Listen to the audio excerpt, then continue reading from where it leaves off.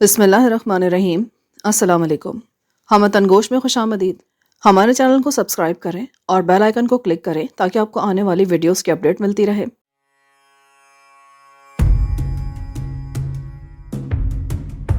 جب محبت میڈیا کے بازار میں ناچتی ہے، جب روحانیت سیاست کی سولی چڑھتی ہے، جب حسن و عشق سسٹم سے بغاوت کرتے ہیں، تب دلوں میں آگ بھڑکتی ہے اور آج دلوں کو جلا کر خاک کر دیتی ہے۔ شوبز، تصوف، سیاست اور محبت کے درمیان جھولتی دل کو داستان آج مسلسل کافر صدیق۔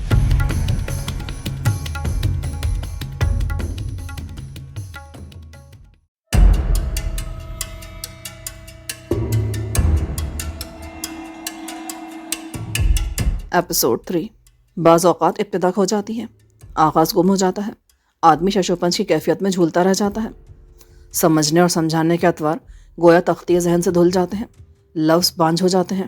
سر، لفظ کیسے بانجھ ہو سکتے ہیں؟ مدیحہ نے حیرت سے پوچھا۔ جب لفظوں میں سے معنی و مفہوم کا رس خشک ہو جائے، ان کا اثر مخاطب پر لفظی اعتبار سے ابلاغ تو کرے لیکن روح کے تار و پود ذرا بھی نہ جھنجھنائے۔ آپ کی گفتگو بڑی متاثر کن ہوتی ہے، آپ کے پاس بیٹھ کر وقت کا احساس جاتا رہتا ہے، سرمد نے بڑے متاثر کن انداز میں کہا۔ وقت کے ضیاع کا احساس نہیں ہوتا، اس نے مسکراتے ہوئے تصحیح کی اور بولا، جب ہماری ضرورت اور مخاطب کی کیفیت میں یکسانی پیدا ہو جائے تو پھر ابلاغ کا عمل مکمل ہوتا ہے، اور پھر ہم جو گفتگو کرتے ہیں وہ بامعنی ہو جاتی ہے۔ اور اس سے پہلے کہ وہ اپنا جملہ مکمل کرتے، پیریڈ ختم ہونے کی گھنٹی بج گئی۔ طالب علم اپنا اپنا بیگ ٹھیک کرنے لگے۔ کیا بات ہے، اتنی خاموش کیوں ہو؟ سرمد نے پوچھا۔ نہیں، ایسی تو کوئی بات نہیں، فریہ مسکرائی۔ تمہاری کوئی کیفیت مجھ سے چھپی ہوئی نہیں ہے، تمہاری ہر کیفیت میرے دل پر تفسیر بن کر اترتی ہے۔ شاید یہ محبت کی ابتدا ہے۔ آج شاعری کا موڈ ہے، شمع سامنے ہو تو سخن فہمی کا کس کا دل نہیں چاہے گا؟ لیکن یہ میری بات کا جواب تو نہیں ہے۔ کل رات بہت عجیب سی بات ہوئی۔ کل میں نے پاپا کو پہلی بار روتے دیکھا۔ وہ آہستہ آہستہ بے آواز رو رہے تھے، ان کا بدن کانپ رہا تھا۔ میرا دل کٹ کے رہ گیا۔ 13 برس کی عمر میں نے پاپا کو ماما کے انتقال پر خاموش روتے دیکھا تھا۔ وہ ماما سے بہت محبت کرتے تھے، میں نے پاپا جیسا محبتی شخص نہیں دیکھا۔ ماما کی ہر چیز انہوں نے اس طرح سنبھال کر رکھی ہے، گویا ابھی ماما کہیں باہر سے آ کر کہیں گی، دیکھے شوبی، میں کتنا تھک گئی ہوں، آپ کی بیٹی مجھے سارے بازار میں نچاتی رہتی ہے۔ بات ختم کرتے کرتے فریہ کے نین کٹورے لبریز ہو گئے، آواز بھر آ گئی اور پھر اس سے کچھ بولا نہ گیا۔ سرمد کا جی چاہا کہ اس پیاری سی موم سی نرم کانچ سے نازک گڑیا کو اپنے دل میں چھپا لے اور اپنی پلکوں کی ہوا سے اس کے آنسو خشک کر دے۔ فریہ، تم خود کو اکیلا محسوس نہ کیا کرو، اس نے اپنا گرم حرارت سے بھرپور ہاتھ اس کے ہاتھ پر دھیمے سے رکھتے ہوئے کہا۔ فریہ کا ہاتھ سرد ہو رہا تھا۔ میں پاپا کے بغیر جینے کا تصور بھی نہیں کر سکتی۔ دفتن وہ رو پڑی۔ میں ہمیشہ تمہارے ساتھ ہوں، اس نے مضبوط لہجے میں کہا اور فریہ کے سرد ہاتھ کو اپنے دونوں ہاتھوں کی گرم جوش حرارت میں بھر لیا۔ فریہ کو یوں لگا جیسے وہ کسی چھاؤں تلے آ گئی ہو۔ جب محبت بہت شدید ہو جائے تو پھر آدمی وہم اور اندیشوں میں پھنس جاتا ہے۔ قدرت کبھی اپنے بندوں کو تنہا نہیں چھوڑتی، اگر کوئی رشتہ باقی نہیں رہتا تو حوصلہ عطا کر دیتی ہے۔ اس کے لہجے میں نہ جانے کیا تھا کہ فریہ تڑپ کے رہ گئی۔ بے ساختہ اس کے منہ سے نکلا، تمہارا رشتہ میں ہوں نا؟ اس کے لہجے میں بے پناہ سچائی تھی۔ تمہارا شکریہ، وہ دھیمے سے بولا، تم بھی تو میرا حوصلہ بن گئے ہو اور تم میرے حوصلے کی جزا۔ فریہ بے ساختہ مسکرا دی۔ وہ آج کئی دنوں کے بعد فریہ کو باہر لے کر آیا تھا۔ خود شعیب صاحب نے اصرار کیا تھا کہ ذرا تم دونوں گھوم پھر کر آؤ۔ وہ سمجھتے تھے کہ فریہ ان کی طبیعت کی وجہ سے سخت ڈپریس ہے۔ ان کے زور دینے پر سرمد اس کو لے کر ساحل پر آ گیا تھا۔ اوفو، کتنی دیر ہو گئی؟ فریہ نے گھبرا کر گھڑی کی طرف دیکھا۔ 9:30 بج رہے ہیں، پاپا کو بھوک لگ رہی ہوگی۔ آج ایسا کرتے ہیں کہ پاپا کے لیے کوئی مزیدار سی چیز لے کر چلتے ہیں، بلکہ ایسا کرتے ہیں کہ اچھے سے تکے لگواتے ہیں، گھر چل کر سب مل کے کھائیں گے۔ ٹھیک ہے، ویسے بھی ٹیوشنز کے بعد تم پر ٹریٹ تو ڈیو تھی نا؟ سر تسلیم خم ہے، جو مزاج یار میں ہے۔ فریہ کھلکھلا کر ہنس دی۔ تکے بنوانے اور کچھ دیگر لوازمات لیتے ہوئے انہیں تقریباً 11 بج گئے۔ جب وہ گھر پہنچے تو 11:30 بج رہے تھے۔ شعیب صاحب بسکٹ کھاتے ہوئے ٹی وی دیکھ رہے تھے۔ سوری پاپا، ہم لیٹ ہو گئے۔ کوئی بات نہیں، مجھے تھوڑی سی بھوک لگی تو میں نے بسکٹ کھانے شروع کر دیے تھے، اب جو کچھ لائے ہو وہ فوراً پیش کر دو، بس چند منٹوں میں کھانا لگاتی ہوں۔ فریہ نے تیزی سے باورچی خانے کا رخ کیا۔ سرمد شعیب صاحب کے پاس ہی بیٹھ گیا۔ اور بھائی، کیا سرگرمیاں ہیں؟ کل 2 دن کے لیے حیدرآباد کا پروگرام ہے، ایک دوست کمپیوٹر سافٹ ویئر کے لیے بلا رہے ہیں، اس کو کچھ پروگرامز انسٹال کرنے ہیں، وہ امپورٹ ایکسپورٹ کے بزنس سے منسلک ہے۔ ہاں، اب کراچی اور حیدرآباد کی دوری رہی کتنی گئی ہے، فاصلے سے مٹ رہے ہیں، مگر ہماری اقدار معدوم ہو رہی ہیں، قربتیں ختم ہوتی جا رہی ہیں۔ ترقی کی کچھ نہ کچھ تو قیمت دینی پڑتی انکل۔ قیمت نہ کہو، تاوان کہو۔ اتنے میں فریہ ٹرے میں کھانا لے آئی۔ وہ تینوں خوشگوار باتوں کے دوران کھانے میں مصروف ہو گئے۔ کھانا کھا کر سرمد انہیں خدا حافظ کہہ کر باہر نکلا۔ صرف 2 ہی دن لگانا حیدرآباد میں۔ فریہ نے اسے رخصت کرتے ہوئے تنبیہ کی۔ وہ ہنس دیا۔ فریہ دروازہ بند کر کے اندر چلی گئی۔ شعیب صاحب اپنی پینشن لینے کے لیے صبح 8 بجے ہی نکل گئے تھے۔ ان کا خیال تھا کہ جتنی جلدی پہنچیں گے اتنی ہی جلدی فارغ ہو جائیں گے۔ بینک میں اچھی خاصی لائن لگ جاتی تھی۔ انہوں نے پینشن لے کر باہر کا رخ کیا۔ ان کا ارادہ مارکیٹ جانے کا تھا۔ وہ فریہ کے لیے کچھ خریدنا چاہتے تھے۔ 2 دن کے بعد اس کی سالگرہ تھی۔ اس بات کا ذکر انہوں نے فریہ سے نہیں کیا تھا، ورنہ وہ ان کے سر ہو جاتی کہ کوئی ضرورت نہیں، بس آپ کی محبت ہی میرا سب سے بڑا تحفہ ہے۔ مگر نہ جانے کہ ان کا دل چاہ رہا تھا کہ وہ فریہ کی سالگرہ میں اس کو کچھ ضرور دیں۔ وہ وین میں بیٹھ کر مارکیٹ آ گئے۔ یہ وہی مارکیٹ تھی جہاں سے وہ فریہ کی ماں کے ساتھ خریداری کے لیے آیا کرتے تھے۔ وہ کھڑے ہوئے سوچ رہے تھے کہ کیا لے اور کدھر جائیں۔ اچانک ان کی نظر سامنے پڑی، یعقوب جیولرز۔ انہیں یاد آیا انہوں نے یہاں سے شادی کے بعد اکثر چیزیں خریدی تھی۔ وہ جیولرز کی طرف بڑھ گئے۔ دکان کے اندر داخل ہو کر انہوں نے چاروں طرف کا جائزہ لیا۔ انہیں ایسا لگا جیسے وہ دوبارہ ماضی میں پہنچ گئے ہوں۔ وہی مانوس منظر تھا، چاروں طرف لگے ہوئے شیشے، طویل کاؤنٹر کے ساتھ گاہکوں کے لیے بیٹھنے کو سرخ فوم کے کشن والے آرام دہ اسٹول ایک قطار میں لگے ہوئے تھے۔ وہ ایک اسٹول پر بیٹھ گئے۔ فوراً ہی ایک شخص ان کی طرف متوجہ ہو گیا۔ جی بڑے صاحب، فرمائیے کیا خدمت کروں؟ میں اپنی بیٹی کے لیے کچھ خریدنا چاہتا ہوں، کیا پسند کریں گے؟ انگوٹھی، چین، بریسلٹ، ایئر رنگس۔ اس نے مشینی انداز میں کہتے ہوئے خوبصورت سی ٹرے ان کے آگے رکھی اور یکے بعد دیگرے اس میں مذکورہ چیزیں نیچے شوکیس سے نکال کر سامنے رکھ دی۔ انہیں ایک چین پسند آئی۔ انہوں نے قیمت پوچھی۔ اس نے کمپیوٹرائز ویٹ بیلنس پر وزن کیا اور کیلکولیٹر پر حساب لگا کر بولا، 9,500 کی پڑے گی جناب۔ انہوں نے سر ہلا کر رضامندی کا اظہار کیا۔ اگر آپ چاہیں تو اس میں بیٹی کے نام کے پہلے حروف بھی لگوا لیں۔ اس نے انہیں تجویز پیش کی۔ انہیں یہ تجویز اچھی لگی۔ انہوں نے اس پر بھی رضامندی کا اظہار کیا اور نام کے پہلے حروف بتائے۔ اس نے حروف نکال کر زنجیر میں ڈالے اور ایک خوبصورت سی مخملی ڈبیا میں پیک کر دیا۔ انہوں نے جیب سے پیسے نکال کر دیے اور مخملی ڈبیا کو کوٹ کے اندرونی جیب میں ڈال لیا اور اٹھ کھڑے ہوئے۔ دکان سے باہر نکل کر انہوں نے ادھر ادھر دیکھا۔ کچھ دور انہیں آئس کریم پارلر دکھائی دیا۔ وہ اس کی طرف بڑھ گئے۔ جانے کہ انہیں آج سائمہ کی بے پناہ یاد آ رہی تھی۔ وہ سائمہ جس سے انہوں نے محبت کی شادی کی تھی اور جس کو حاصل کرنے کے لیے انہوں نے کیا کیا پاپڑ نہیں بیلے تھے۔ اس کے طاقتور بھائی سے مخاصمت مول لی تھی، جس کو گوارا ہی نہ تھا کہ ایک معمولی سے سرکاری افسر جو محکمہ تعلیم میں معمولی گریڈ پر فائز تھا، اس کی بہن کی خواہش تو کجا اس کا نام بھی لے۔ مگر انہیں اپنی محبت پر جہاں اعتماد تھا وہیں سائمہ کی تمام تر حمایت ان کے ساتھ تھی۔ پھر ایک دن جب وہ مایوس ہو گئے تو انہوں نے کورٹ میرج کر لی۔ اس کے بعد وہ دونوں بھائی سے ملنے گئے اور اسے بتایا کہ ہم نے آپ کو منانے کی کوشش میں ناکام ہو کر کورٹ میرج کر لی ہے۔ آخر مجھے بھی تو اپنی زندگی اپنی پسند سے گزارنے کا حق ہے بھائی جان۔ سائمہ نے کہا، سب کو اپنی اپنی زندگی اپنے اپنے معیار اور مزاج سے گزارنے کا حق ہے۔ میں اپنی بہن کی شادی اپنی مرضی سے کرنا چاہتا تھا، مگر تم نے اس 2 ٹکے کے آدمی سے شادی کر لی جس کی ٹوٹل آمدنی تمہاری پاکٹ منی سے بھی آدھی ہے۔ بھائی جان، سائمہ نے احتجاج کیا۔ دونوں بہن بھائی کے درمیان وہ کچھ نہ بولے۔ وہ جانتے تھے کہ اس اقدام کے بعد انہیں ہر قسم کی صورتحال کا سامنا کرنا پڑے گا۔ چپ رہو، اچھی طرح سن لو۔ آج کے بعد سے میری اکلوتی جان سے عزیز بہن، جس کو میں نے اپنی تمام تر آرزوؤں اور منگوں کے ساتھ پالا تھا، وہ میرے لیے مر گئی ہے۔ بھائی جان، اب تم لوگ جا سکتے ہو۔ بھائی جان نے کہتے ہوئے رخ پھیر لیا۔ تب شعیب صاحب پہلی بار بولے، مجھے احساس ہے کہ آپ کو دکھ ہوا ہے ہماری وجہ سے۔ میں معذرت خواہ ہوں، لیکن میرا آپ سے ایک وعدہ ہے کہ آپ کی بہن کو شاید میں دولت نہ دے سکوں، محلوں میں نہ رکھ سکوں، لیکن میں یہ آپ سے پوری نیک نیتی سے کہتا ہوں کہ آپ کی بہن کو کبھی جذباتی ذہنی دکھ مجھ سے، میری ذات سے کبھی نہیں ہوگا۔ ہو سکے تو ہمیں معاف کر دیجیے گا۔ وہ سائمہ کا ہاتھ تھام کر باہر چلے آئے۔ وہ آئس کریم پارلر میں جا کر بیٹھ گئے۔ آج انہیں لگ رہا تھا جیسے دنیا وقت 19 برس پیچھے چلا گیا ہے۔ جب وہ مارکیٹ آتے تھے تو وہ اور سائمہ اس پارلر میں ضرور آیا کرتے تھے۔ یہاں سائمہ اپنا پسندیدہ فلیور چیکو لیتی تھی۔ وہ جا کر بیٹھے ہی تھے کہ ویٹر آ گیا۔ انہوں نے بے ساختہ چیکو آئس کریم کا آرڈر دے دیا۔ وہ آرڈر لے کر واپس چلا گیا۔ چند ہی منٹوں میں اس نے آئس کریم ان کے سامنے رکھ دی۔ ہال تقریباً خالی تھا۔ انہوں نے چاروں طرف کا جائزہ لیا۔ 11 بج رہے تھے، اس لیے لوگ نہیں تھے اندر۔ ہلکی ہلکی موسیقی گونج رہی تھی۔ انہوں نے کپ اپنی طرف کھسکایا اور ایک چمچ منہ میں رکھا۔ اکیلے اکیلے کھا رہے ہیں؟ سائمہ نے کہا۔ وہ مسکرا دیے۔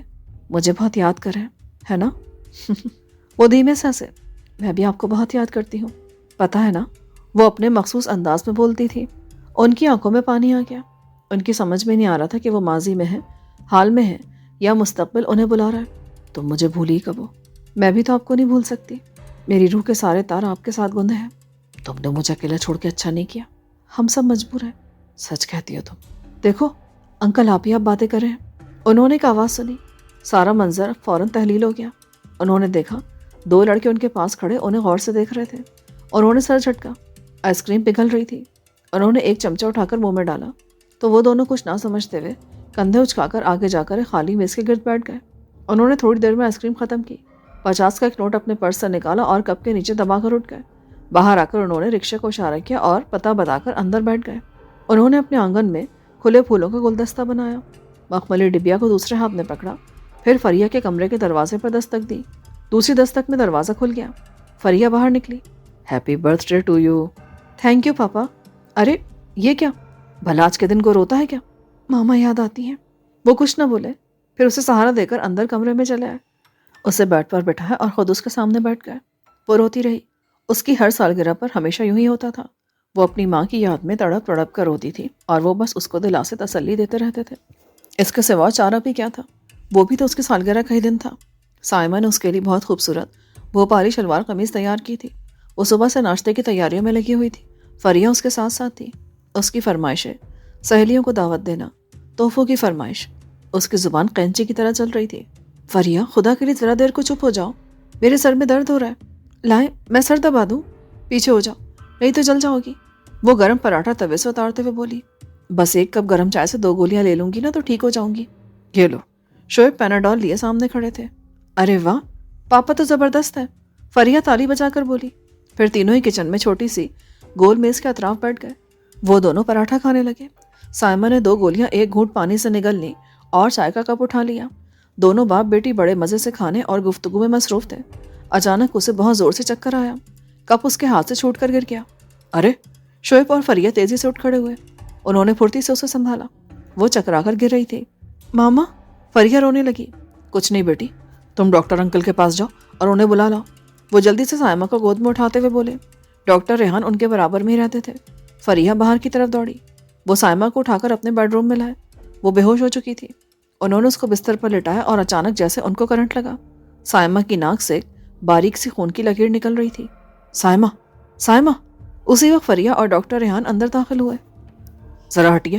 انہوں نے شعیب صاحب کو ہٹایا اور سائمہ کا معائنہ کرنے لگے. اچانک سائمہ کو ایک زوردار جھٹکا لگا. ڈاکٹر ریحان نے جلدی سے اپنا میڈیکل بیگ کھولا اور ایک انجیکشن نکال کر سرنج بھرنے لگے. اسی وقت سائمہ کو دوسرا جھٹکا لگا اور ناک سے بے تحاشا خون نکلنے لگا. ڈاکٹر ریحان نے بڑی پھرتی سے اس کے بازو میں دوا انجیکٹ کی. شعیب تولیے سے سائمہ کا چہرہ صاف کرنے لگے. چھوٹا سا سفید تولیہ خون سے بھر گیا. فریہ ماں کے پیر سلا رہی تھی. سائمہ کے پیر ٹھنڈے برف ہو رہے تھے. دوا انجیکٹ کر کے ڈاکٹر ریحان اسٹیتھوسکوپ سے سائمہ کے دل کی دھڑکنیں سننے لگے.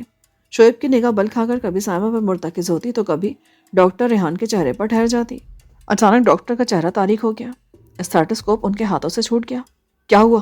شعیب صاحب چیخے. ماما! فریہ کا دل کسی زخمی پرندے کی طرح پھڑکا. بھابھی نہیں رہی. سائمہ! شعیب کے حلق سے یوں آواز نکلی جیسے کسی نے ان پر ہزاروں ٹن کا ملبہ ڈال دیا ہو. کیا ہوا ڈاکٹر انکل؟ بیٹا! ڈاکٹر نے اسے لپٹا لیا. ان کی بیگم جو ان کے پیچھے پیچھے سائمہ کی طبیعت کی خرابی کا سن کر چلی آئی تھی دروازے میں کھڑی حیرت سے انہیں دیکھ رہی تھی. ابھی آدھا گھنٹہ پہلے تو سائمہ نے ان سے کہا تھا کہ آج شام کا کھانا ہمارے یہاں کھائیے گا. فریہ کی سالگرہ ہے. چند لمحوں قبل کا وہ جیتا جاگتا وجود موت کی خاموشی میں لپٹ گیا تھا. ڈیڈی ممی کل آ رہی ہیں. نگار نے انہیں مطلع کیا. وہ کہہ رہی تھی کہ تمہارے ڈیڈی کا فون اس وقت مصروف ہے اس لیے بات نہیں ہو سکی. اچھا؟ شہوار درانی نے حیرت کا اظہار کیا. شاہانہ کو اتنی فرصت مل گئی کہ اس نے مجھے فون کیا. ڈیڈی آپ دونوں کی کبھی نہیں بنے گی. مجھے لگتا ہے تم کہیں جا رہی ہو. شہوار درانی نے بیٹی کی بات کو ٹالا. جی کالج جا رہی ہوں. کیسا چل رہا ہے کالج؟ حیرت انگیز. پچھلے ہفتے UK سے جو ڈیلیگیشن آیا تھا نا وہ حیران رہ گیا. اس کے کامنٹس مجھے بہت اچھے لگے. کیا کہا انہوں نے؟ وہ کہہ رہے تھے کہ پاکستان میں درس گاہیں اب دانش گاہوں میں ڈھلنے لگی ہیں. اچھا یہ تو مجھے بھی بہت اچھا لگا. ڈیڈی ایک بات بتائیے آپ نے اس قسم کے کالج میں کیوں دلچسپی لی؟ ہمارے یہاں تو کالج اور یونیورسٹیاں تابعدار قسم کے ملازم پیدا کرنے کی نرسریز ہیں. پھر آپ کو یہ خیال کیوں اور کیسے آیا؟ تم ڈاکٹر زاہد الزما کو جانتی ہو؟ ہاں کالج کے پرنسپل ہیں وہ ہمارے. انہوں نے مجھے کہا تھا کہ ہم ایک ایسی تعلیمی درسگاہ بنائیں جہاں سوچنے کا مواد ہو، جہاں عقلوں کو ثقیل کیا جائے، جہاں دانش ذہانت کو آگے بڑھائیں، اور اس کے لیے ہمیں ملک بھر سے ٹیلنٹ جمع کرنا ہوگا. ہم ان کے ذہنی معیار کے مطابق انہیں تعلیم دیں گے. اس ملک میں خصوصی تعلیم کے اسپیشل بچوں کے مراکز ہیں، مگر جن کا معیار ذہن بلند ہے ان کے لیے تعلیم کا بندوبست نہیں ہے. ہم اس کی طرف پیش رفت کریں. مجھے ان کا آئیڈیا بہت اچھا لگا. ذہانت فطانت کو جنم دیتی ہے، ترقی کا سفر کرتی ہے. ہمارے بعض پاکستانی طالب علم جب دنیا کی دوسری درسگاہوں میں جاتے ہیں، دوسرے اداروں میں کام کرتے ہیں، تو ترقی کا ایک نیا معیار تخلیق کرتے ہیں. پھر وہ یہاں کیوں روایتی پروفیسر، روایتی سائنسدان، روایتی انجینئر بن کے رہ جاتے ہیں؟ صرف اس لیے کہ ان کی ذہانت کے مطابق یہاں سہولیات نہیں ہیں، تحقیق اور تربیت کا ماحول نہیں ہے. ہم یہ کر رہے ہیں. واو، زبردست آئیڈیا. یہ تو آہستہ آہستہ دوسرے ادارے بھی ہماری طرف متوجہ ہو رہے ہیں. بہت سے غیر ملکی اداروں نے ہمیں مالی امداد کی پیشکش بھی کی ہے، لیکن میں نے صرف یہ کہا کہ ہمارے پاس پیسہ بہت ہے، آپ ہمیں علم کے حوالے سے امداد دیں، کتب، تحقیق، پروفیسرز بھیجیں. ہمیں یہ درکار ہے. انہیں بڑی خوشی ہوئی کہ پاکستان میں کوئی ایسا ادارہ بھی ہے جو مالی امداد کو ٹھکرا سکتا ہے. مجھے فخر ہے کہ میں نے جو پودا لگایا تھا آج سے 8 برس پہلے، وہ اب پھل پھول رہا ہے. نگار باپ کو محبت سے دیکھ کے رہ گئی. وہ ابھی تک اپنے باپ کو سمجھ نہیں سکی تھی. کبھی وہ بالکل ایک عام سے روایتی سرمایہ دار لگتے تھے، کنجوس سیٹ کی طرح جو ہر لمحے اپنا سرمایہ بڑھانے کی تگ و دو میں لگا رہتا ہے. اور کبھی وہ قوم کے مسئلہ نظر آتے تھے. کیا سوچ رہی ہو؟ کالج کو دیر ہو رہی ہے. کچھ نہیں، بس آپ کے متعلق سوچ رہی تھی. وہ اٹھی اور ان کے گال پر پیار کر کے باہر چلی گئی. راحت نے غور سے علی کی طرف دیکھا. علی بڑے مزے سے گھاس پر بیٹھا تھا. چاروں طرف چڑیوں کا شور گونج رہا تھا. راحت آرٹس کونسل سے نکلا تو سامنے ہی علی گھاس پر موجود تھا. وہ تیزی سے اس کی طرف بڑھا. وہ بڑے انہماک سے گھاس توڑ رہا تھا. علی بھائی، بیٹھ جاؤ. راحت چپ چاپ بیٹھ گیا. تھوڑی دیر تک علی گھاس کے تنکے توڑ توڑ کر الگ کرتا رہا. پھر راحت کی طرف دیکھ کر بولا، کیوں پریشان ہو؟ علی بھائی، میں تو واقعی پریشان ہوں. اچھا، واقعی کتنے پریشان ہو؟ جی، جاننے کے مرحلے میں بڑی حیرتیں آتی ہیں. جو ہم جان رہے ہوتے ہیں وہ بظاہر حقیقت ہوتے ہوئے بھی حقیقت نہیں ہوتا. پھر جب اس کو اس کے حقائق سمیت جان لیتے ہیں نا، تو پھر بظاہر جو اہم نظر آ رہا ہوتا ہے اس کی کوئی اہمیت باقی نہیں رہتی. جی نہیں سمجھے؟ جی نہیں. شیری گل بہت اچھی لڑکی ہے. ماڈل ہونے کے باوجود اور شوبس کا حصہ بننے کے باوجود بہت پاکیزہ اور معصوم سی ہے. اس کی کرختگی اس کا خول ہے. اگر وہ یہ خول اپنے اوپر نہ چڑھائے تو پھر یہ روشنیاں اسے تاریکیوں میں دھکیل دیں گی. راحت خاموشی رہا. تم پریشان نہ ہو، اللہ ہر کام اچھا کرتا ہے. ٹھیک کہتے ہیں ہم، مگر وہ تصویر جو میں نے بنائی تھی وہ اس حوالے سے بہت پریشان تھی. ان کے مطابق تو تصویر یہاں کہیں چھپی نہیں. پھر وہ میرے پاس کیسے پہنچی؟ وہ کہنا تو چاہتا تھا کہ علی کے پاس کیسے پہنچی، مگر احترام نے اس کے لفظوں کو احتیاط میں گون دیا. جب تصویر بن گئی تو پھر تصویر لینے والے بھی ہو گئے. تم نہ گھبراؤ. جی، جیسا مناسب سمجھیں. راحت کے سر سے ایک بہت بڑا بوجھ اتر گیا. اس کو یقین ہو گیا تھا کہ تصویر کے حوالے سے اب شیری گل کے شکوک و شبہات اس کی طرف سے ختم ہو جائیں گے. چوری کرنے لگے ہو؟ جی، کیا چوری کی میں نے؟ آدمی آدمی کے سامنے گم ہو جائے، دوسرے کی سنگت اس کو گھیر لے، تو پھر سامنے والے کی تو چوری ہوئی نا. علی بھائی آپ. وہ کچھ نہ کہہ سکا اور سر جھکا کر گھاس کے تنکے نوچنے لگا. علی بھائی. چند لمحوں کے بعد اس نے علی کو مخاطب کر کے سر اٹھایا. علی موجود نہیں تھا. وہ ایک گہری سانس لے کر رہ گیا. شیری گل وسطی پنجاب کے علاقے کی رہنے والی تھی. اس کے والدین وفات پا چکے تھے. اس کو اس کے ماموں نے پالا تھا. ماموں نہ صرف خوشحال بلکہ اپنے علاقے کی بااثر سیاسی شخصیات میں سے ایک تھے. ان کے اثر و رسوخ نے بھی شوبس میں اس کے قدم جمانے میں ایک اہم کام سر انجام دیا تھا، اور اس طرح وہ عام رواج کے برعکس اپنی صلاحیتوں کے بلبوتے پر ملک کے سپر 5 میں شامل ہو گئی تھی. شیری گل جب اپنے گھر پہنچی تو اس کو اس کی ملازمہ نے اطلاع دی. مس، آپ کے ملاقاتی ڈرائنگ روم میں آپ کا انتظار کر رہے ہیں. کون ملاقاتی؟ پتہ نہیں مس. وہ کہتے ہیں کہ کیونکہ آپ ان سے ملنا چاہتی تھی اس لیے وہ آ گئے اور اب آپ کا انتظار کر رہے ہیں. مل کر ہی جائیں گے. اچھا، میں دیکھتی ہوں. تم انہیں بتا دو کہ میں آ گئی ہوں. میں ذرا فریش ہو جاؤں. اور تم نے ان کو چائے وغیرہ کا پوچھا؟ جی، میں نے انہیں چائے اور بسکٹ دیے تھے، مگر وہ بولے کہ بغیر میزبان کے وہ کچھ کھاتے پیتے نہیں ہیں. شیری گل کو عجیب سا لگا. وہ ایک لمحے کے لیے ٹھٹکی، پھر سر جھٹک کر واش روم میں چلی گئی. وہ فریش ہو کر ڈرائنگ روم میں آئی. وہاں ایک اجنبی بیٹھا تھا. چند لمحے وہ خاموشی سے کھڑی دیکھتی رہی. اجنبی بالکل ساکت و جامد بیٹھا تھا. اس کے انداز سے کامل سکون کا احساس ہوتا تھا. نہ جانے کہ اس کا جی چاہا کہ وہ اس کو دیکھتی رہے کہ وہ کو حرکت کرتا ہے یا نہیں. لگ بھگ وہ 15 منٹ کھڑی رہی، مگر اجنبی کے بدن میں، ہاتھوں میں، انگلیوں میں کوئی جنبش دکھائی نہ دی. وہ اپنے ہاتھوں کو گود میں رکھے چپ چاپ بیٹھا ہوا تھا. وہ آہستہ آہستہ آگے بڑھی. دبی اسقالین پر ویسے بھی قدموں کی چاپ معدوم ہو جاتی ہے. وہ اس کے سامنے آ کھڑی ہوئی. اجنبی نے سر اٹھا کر دیکھا. تشریف رکھیے مس شیری گل. اس کے انداز میں بلا کا تحمل تھا. ایک لمحے کو شیری گل کو لگا کہ وہ مہمان ہے اور اجنبی میزبان. آپ سے میرا تعارف نہیں ہوا اس سے قبل. کمال ہے، آپ کو تو مجھ سے ملنے کا بہت اشتیاق تھا. جی؟ اچانک کے خیال الہام کی طرح اس پر نازل ہوا. جی ہاں، مجھے علی کہتے ہیں. آپ مجھ سے ملنا چاہتی تھی نا؟ آپ؟ شیری گل نے بے اختیار کہا. چند لمحوں تک اس سے کچھ بولا ہی نہ گیا. تشریف رکھیے، علی نے اس کے مقابل کھڑے ہو کر کہا. وہ بیٹھ گئی. چند لمحے دونوں کے درمیان خاموشی کی چادر تنی رہی. پھر علی نے کہا، آپ اپنی تصویر کے متعلق فکر مند ہو رہی تھی کہ وہ مجھ تک کیسے پہنچی؟ جس لارڈ نے آپ کی دعوت کی تھی اس لارڈ سے میرا بھی ملنا ہے. میں اکثر اٹلی آتا جاتا رہتا ہوں. مجھے سیاحت بہت اچھی لگتی ہے. میں نے دنیا کے بیشتر ملک دیکھے ہیں. وہ لارڈ آثار قدیمہ کا زبردست شائق ہے. آپ نے اس کے قلعے کی سیر تو کی ہوگی. وہ قلعہ گویا نوادرات کا ایک میوزیم ہے. شیری گل بولی کچھ نہیں مگر تائید میں سر ہلایا. عموماً لوگ نوادرات کے کلیکشن میں جائز یا ناجائز کی پرواہ نہیں کرتے ہیں، مگر وہ اس معاملے میں سخت اصول پسند ہے. چوری کے نوادرات نہ تو کسی نمائش میں رکھے جا سکتے ہیں اور نہ ان کو عیا کیا جا سکتا ہے. بقول لارڈ کے اس شوق کا کیا فائدہ جو آپ کو ناجائز کام کی طرح چھپانا پڑے. اس لیے وہ ہمیشہ قانونی طریقہ اختیار کرتا ہے. اس کے قلعے میں مجھے آپ کی تصویر ملی تھی. تصویر لارڈ کے قلعے کے فوٹوگرافر نے کھینچی تھی. مجھے اچھا نہیں لگا کہ آپ کی تصویر وہاں ہو، اسی لیے میں نے اس سے نیگیٹو سمیت آپ کی تصویر واپس لے لی. انہوں نے تصویر دینے سے انکار نہیں کیا. قلعے کے فوٹوگرافر نے تو مجھے کہا تھا کہ وہ وہاں کھینچی ہوئی تصویر نہیں دیتے کسی کو. میں کسی سے ایسا سوال نہیں کرتا جو وہ پورا نہ کر سکے. آپ کی باتیں بظاہر بہت آسان ہوتی ہیں مگر بعض اوقات ان کو سمجھنا مشکل ہوتا ہے. شیری نے اس کو غور سے دیکھا. وہ عام قد و قامت کا وجاہت سے بھرپور شخص تھا. بظاہر بہت عام سی شخصیت تھی اس کی، لیکن اس کے اندر سے توانائی، جاذبیت اور عجیب سی مقناطیسی لہریں پھوٹتی تھیں. اس کے پاس بیٹھا ہوا شخص، اس سے مخاطب ہوتا ہر شخص اس سے متاثر ہوئے بغیر نہیں رہ سکتا تھا. ایک سوال پوچھوں آپ سے؟ شیری گل نے آہستگی سے کہا. تصویر میں نے اس لیے لی کہ نوادرات کے ڈھیر میں زندہ جیتے جاگتے فرد کی کیا ضرورت. اور پھر اٹلی میں آپ کی شناخت کہاں؟ شناخت تو یہاں ہے. شیری گل کو سوال کا جواب مل گیا تھا بغیر پوچھے. اس سے قبل کی گفتگو مزید آگے بڑھتی. ملازمہ ٹرالی اندر لے آئی جس پر چائے اور متعلقہ لوازمات سجے تھے. شیری گل نے اسے واپسی کا اشارہ کیا اور علی کے لیے پلیٹ میں کباب نکال کر اس کی طرف بڑھائے. علی نے پلیٹ تھام لی. وہ چائے بنانے لگی. تفدن علی بولا. راحت قزلباش نے آپ کی تصویر کیسی بنائی؟ بہت اچھی، بلکہ مجھ سے بھی اچھی. آدمی کا آئینہ ہوتا ہے. آئینہ جس قدر شفاف ہوگا عکس اتنا ہی بہتر ہوگا. شیری گل کچھ نہ سمجھی. ہم آئینوں کی دنیا میں رہتے ہیں. ہر ذات دوسری ذات کا عکس ہے. اس لیے شیشوں کو شیشے سے نزاکت برتنا چاہیے. کانچ ٹوٹ جائے، کھپ جائے تو کانچ ٹوٹتا ہی ہے، بلکہ دوسرے کانچ کی تلاش خراش بھی جاتی رہتی ہے. مصوری بھی کانچ بنانے کا فن ہے، کانچ کو ڈھالنے کا فن ہے. آپ کو دوسروں کے اندر اترنا آتا ہے.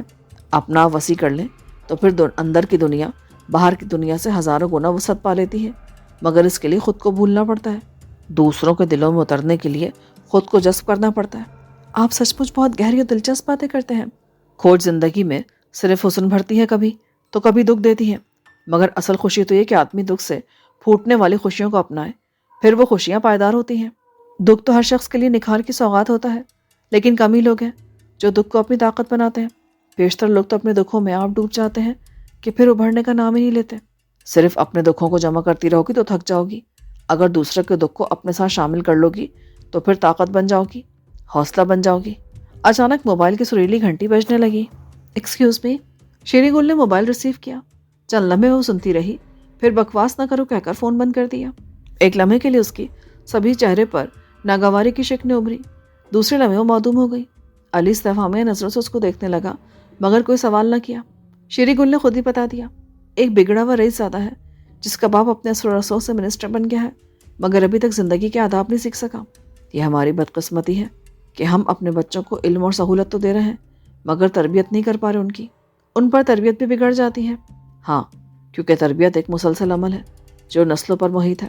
اگر پہلی نسلوں میں تربیت کا فقدان ہو تو آئندہ نسل صرف انسان نما جانوروں کو ریوڑ ہوتی ہے. پھر وہ چائے ختم کر کے اٹھ کھڑا ہوا.